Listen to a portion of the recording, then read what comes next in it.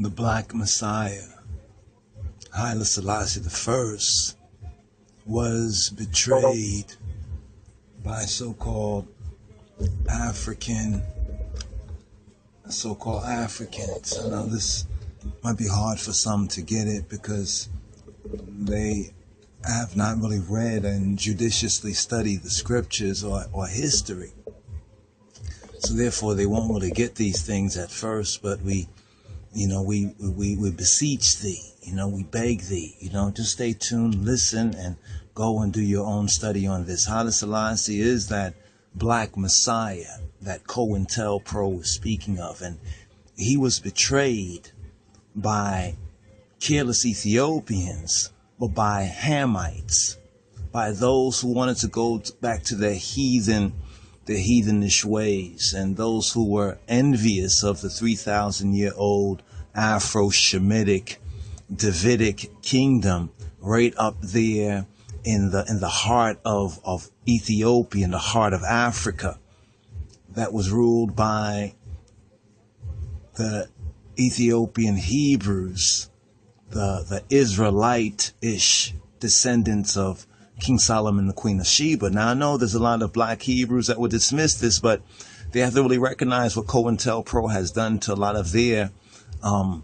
education or miseducation, and how certain points have been purposely skewed to keep us divided and conquered and confused and disorientated. But the Black Messiah, Kedemawi Haile Selassie, was betrayed by those so-called RBG Afro Pan-Africans, right? Even though it was him, that Hebraic, that Hebrew king, the Lion of the tribe of Judah. That's the very root right there, brothers and sisters. And we have to look at the basic facts and the basic evidence and say, wait, hold on for a moment. If he's just an African, then why would the other Africans go against him? When the most success was when he was at the leadership, when His Majesty Haile Selassie was at the helm. We see walls being broken down, the Lion of the tribe of Judah roaring. We see liberation both at home, both on the continent and in that region over there, the so-called Middle East and Africa and East Africa, so forth. That's our inheritance, brothers. You better know that. Genesis chapter 15, I'm speaking this to the black Hebrews. It's not just that little piece of land, that coastal, that kind of beachfront property they call Israel today. You got to read what Yahweh said to Abraham from the river of Egypt, which is the same as the river of Ethiopia. The problem came in when many of our ancestors crossed over that river and went into the so-called African Badlands. We went into the West, the lands of the dead, right? And we went to the West Africa, right? And there we got caught up with many different African tribes and other things. We were able to build some, kingdoms, but we had to make a lot of compromises. Eventually, that would end us up in the so-called Atlantic. Remember, the Atlantic Ocean, South Atlantic, was called the Ethiopic Ocean. This is why they called us Ethiopians, right? But they had to take that name away from us, because once we recognized we were Ethiopians and started to make that link and that connection with that Hebraic, that Hebrew establishment in the East. This is why they said, look to the East, right? Because when we look to the East, we still had a man sitting on the throne of David, right, in the highlands of Ethiopia. So just because Ethiopia, and because Ethiopia has a connection with Cush, we have to remember that Ethiopic, which is that ancient language, is a Shemitic language. We have to recognize the truth of that so-called story of Solomon and Sheba. See, because if you don't put these pieces together, right, this is why this short journey has taken over 40 years. Just like the Israelites wandering in this wilderness of North America. This is the wilderness that we've been wandering for 40 years because some of our Negro people took a wrong turn, right? They didn't give glory. Martin Luther King Jr., he didn't give glory. He'd been to the mountaintop, right? He's seen the promised land. He's seen the king in the glory, but he didn't say his name. Say my name. He didn't say the name of the Black Messiah. Maybe he was going to say it. Remember, that was the day before he got shot, Remember where Martin Luther King was at, the Masonic, a black Masonic Boule Hall. Now we have some regard for Martin Luther King as a man, on the level that we know that he was conscientious, but he was caught up, right? He was used, right? He was used to hoodwink and bamboozle the people, and perhaps he was coming out of that confusion. He was going to speak. You remember, he was with the sanitation workers. He was with the poor and the afflicted. He was doing like Moses. He separated from those boules, from those Judas Iscariots of the people who didn't make mention of the Lion of the tribe of Judah. So we have there was a global conspiracy going on, but we have to look at the whole Hamitic and Shemitic lines of it, because first of all, when we say Hamite and Shemite, we're talking about black people. But as my nana used to say, you might be my color, but you're not my kind. Right? And some of us are beginning to recognize the wisdom of that old time statement of our Negro nanas and grannies. You begin to recognize it as time is going on. It says in the latter days, we will perfectly understand. We will perfectly comprehend. We will be able to perfectly consider these things. And we're beginning to really more perfectly consider these things, my brothers and my sisters. I want to bring a series forward to you on this, because this is a revelation. Now, some would say, well, what about the black Hebrews? The black Hebrews don't check for that. Yeah, we know some of them are going off a little bit, but remember what the word says. Yahweh would use the foolish things to confound the wise. They're also victims. The black Hebrews, the Hebrew Israelites, the black Hebrew Israelites, they're also victims. They're victims of this curse for disobedience. So some of their information about Ethiopia, a lot of it is not really correct, because CoIntelpro has made sure they didn't get the correct info, the right intel.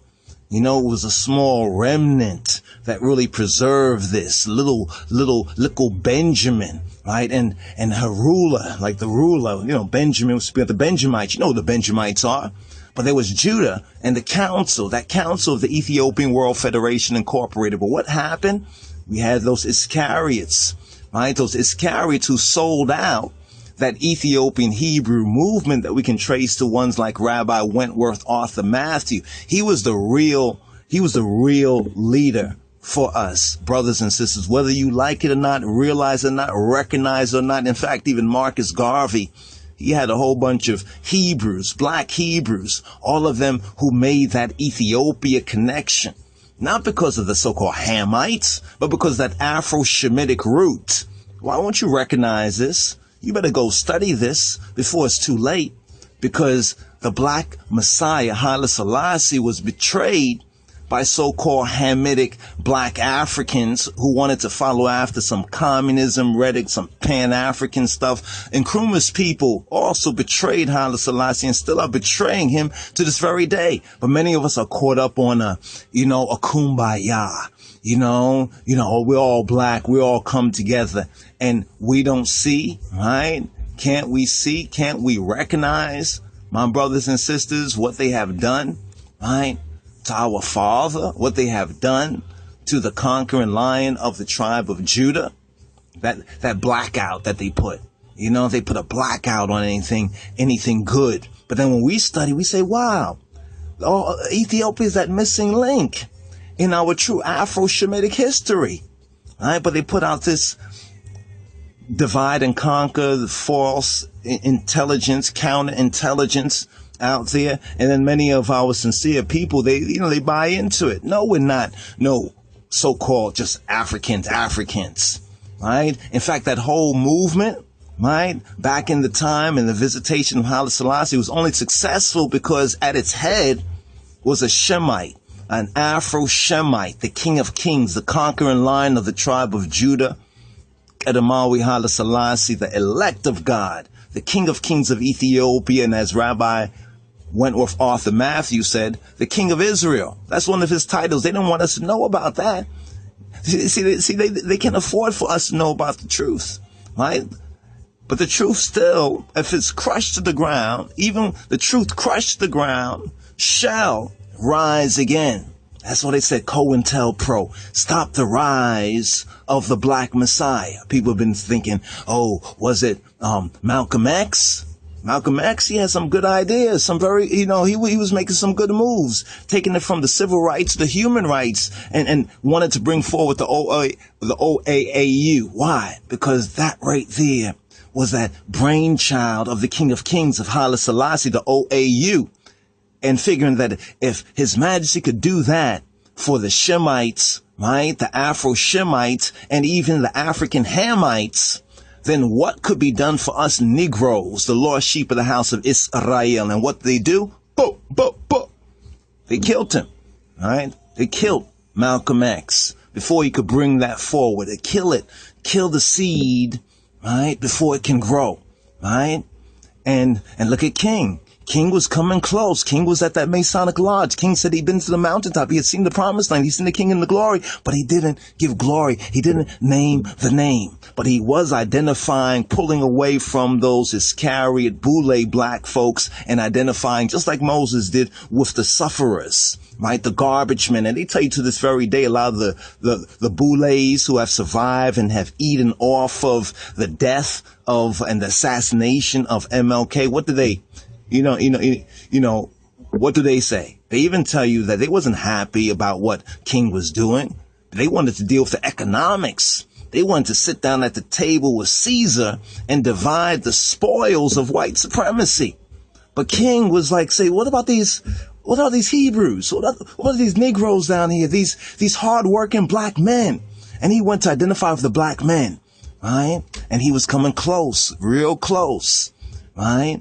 But they used him as a poster boy, right, for this whole civil rights. So 40 years later, we have to ask the question, are we better off 40 years later? And what really happened? What really went on? I'm going to tell you right here that the Black Messiah, Haile Selassie, was betrayed, right, by Boule Iscariots and by so-called Hamitic Africans, these same ones that want to talk about Pan-Africanism, but they don't have anything good to say about Haile Selassie. Study the history, right? It was only successful because that Hebrew King of Kings, that black Ethiopian Hebrew King of Kings, Haile Selassie, was at the helm, right? And we don't even recognize that, right? We don't even recognize that whole African unity.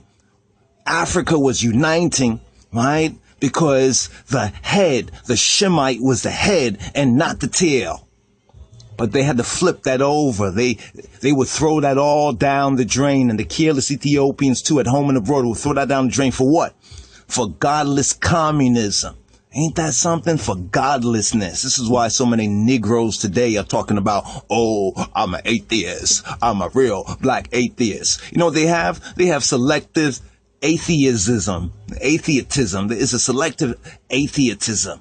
You see what I'm saying? Because sometimes they are into theism and they'll talk about God things, right? And you point it in their face and they'll bawl out, oh God, I thought you was an atheist, nigga. You're just a lost sheep of the house of Israel.